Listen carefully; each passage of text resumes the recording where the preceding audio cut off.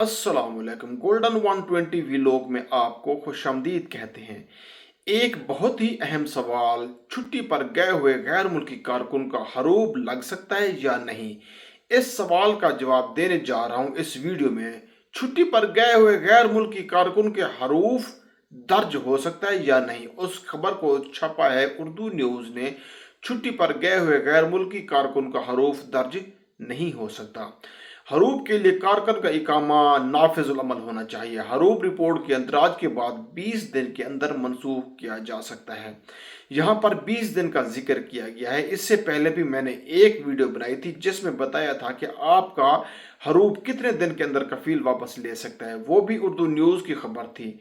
उसमें बताया गया था कि हरूब देने वाला 30 दिन के अंदर अंदर अपना हरूब वापस ले सकता है, लेकिन यहाँ पर बताया गया है कि 20 दिन के अंदर हरूब वापस लिया जा सकता है। ये बात वजारत मेहनत ने इलामा जारी करते हुए कही। इलामा में कफीलों पर जोर दिया गया कि गैर मुल्की कारकुन के खरूज ओहदा की ज़्यादा से ज़्यादा मुद्दत 180 दिन है। इससे ज़्यादा कारकुन का खरूज ओहदा का वीज़ा जारी नहीं किया जा सकता।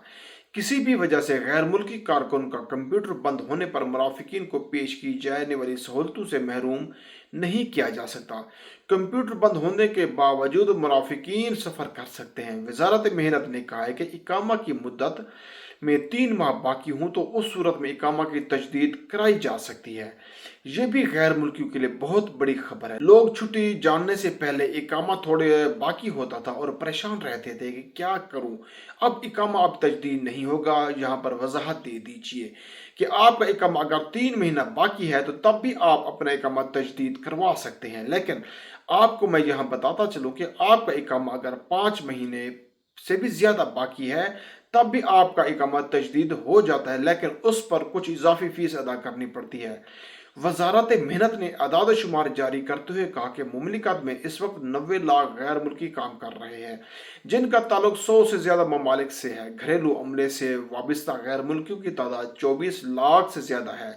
सऊदी अरब में घरेलू मुलाजमीन की औसतन तनख्वाह 800 रियाल से 1200 रियाल तक है। ये थी कुछ सऊदी अरब की अपडेट्स जो आपके साथ मैं शेयर करना चाह रहा था। उम्मीद करता हूँ आपको समझ आ गई होगी। अपनी दुआ में याद रखना। मिलते हैं नेक्स्ट वीडियो में। फी अमानुल्लाह।